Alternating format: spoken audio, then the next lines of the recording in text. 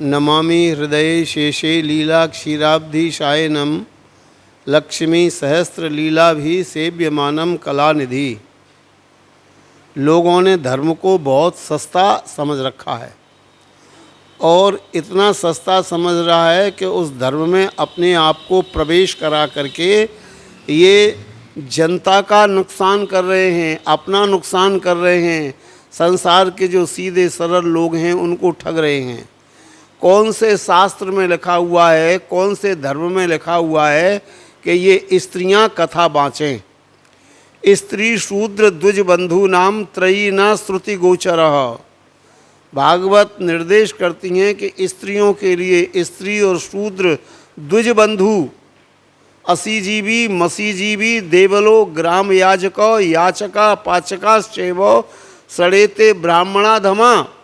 कुछ कहते हैं तमाल तांबूल विक्रेता, जो तमाल तांबूल खाने वाले हैं या बेचने वाले हैं उनको भी कथा नहीं कहनी चाहिए, स्त्रियों को भी कथा नहीं कहनी चाहिए। स्त्री मुखात धर्म मीमांसा ये शृणोति दुरात्मना किम तेन कृतम पापम ब्रह्मा गुरुतलवगा। अर्थात जो स्त्री के मुख से दुरात्मा कथा सुनते हैं वो गौमांस की व्याख्या श्रवण का गौमांस के खाने के बराबर का पाप करते हैं। आजकल धर्मवक्ता जो है ना अपनी जात देख रहे हैं ना कुजात देख रहे हैं। जैसे कि भागवत में 18,000 श्लोकों में से कहीं 20 श्लोक ये शुद्ध बाँच करके दिखा दें हमको। बाँच भी अगर देंगे तो उनका अर्थ करना तो इनके गुरु के गुरु के गुरु का बस का नहीं है। नाच गान करके, काजर लगा करके, बालों की विशेष डिजाइन खोल करके, बालों को खुला खोल करके इस पवित्र व्यास आसन की गरिमा को खराब कर रहे हैं। क्या गार्गी, क्या मैत्रेयी, क्या अनसुईया, क्या सुमित्रा, ये स्त्रियां इतनी सुयोग्य थीं, इन्होंने कभी कथा नहीं करी, इनको कभी कथा कहने की जरूरत नहीं थी, जबकि इनके हृदय में 4 वेद 18 पुराण थे। स्त्री का तो केवल एक धर्म होता है, सादर सास सुसर पद पूजा, और यही ते अधिक धर्म नहीं दूजा।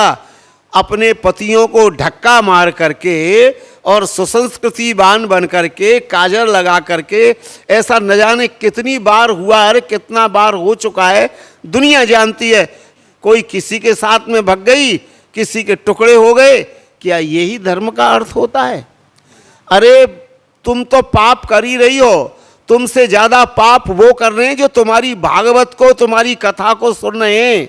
तुम्हारा धर्म तो केवल अपने बच्चों को पढ़ाना है, अपने घर में ठाकुर जी की सेवा करना है, अपने परिवार में अतिथियों की सेवा करना है। तुम्हारा चित्र और चरित्र तो ऐसा होना चाहिए कि जिससे भगवान तुम्हारे पास में आवे। अनुसुईया के पद गए सीता, मिली बहोर बहोर पुनीता। अनुसुईया के घर पर सीता आई, तुम्हारा चरित्र तो, तुम घर घर में जा रहे हो धर्म सुनाने के लिए। ये निर्लज्जता की बात नहीं है, ये अधर्म की बात नहीं है। और सबसे ज़्यादा वो अधर्मी कर रहे हैं जो सहयोग कर रहे हैं, इनके पीछे लग रहे हैं और नाटक कर रहे हैं, धर्म में आग लगा रहे हैं। ये कितना बुरा पाप है, इसके लिए कौन जिम्मेदार है? धर्म जिम्मेदार है कि या धर्माचार्य जिम्मेदार है? अगर इस बात के लिए गवर्नमेंट से भी लड़ाई लड़नी पड़ेगी तो हम इस बात के लिए तैयार हैं। कोई ऐसा कानून, सबका सम्मान है। स्त्रियों का हमारी धर्म में बहुत सम्मान है, बहुत सम्मान है। स्त्रियों का इतना सम्मान है। ये मंदिर किसका है? सीताराम का। ये मंदिर किसका है? राधा कृष्ण का। ये मंदिर किसका है? लक्ष्मी नारायण का।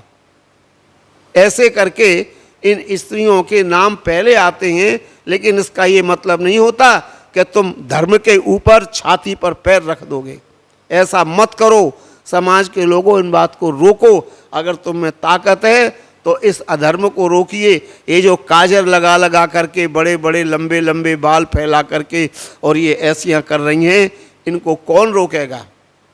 इसलिए सबसे बड़ा अधर्म तो ये हो रहा है। इस अधर्म के पीछे यमुना काली पड़ रही है, अकारण वर्षात हो रही है, अकारण तबाही हो रही है, अकारण हत्याएं हो रही हैं, अकारण जगह जगह जमीन फट रही हैं, ये सब इसी बात का पाप है। जय जय श्री हरि।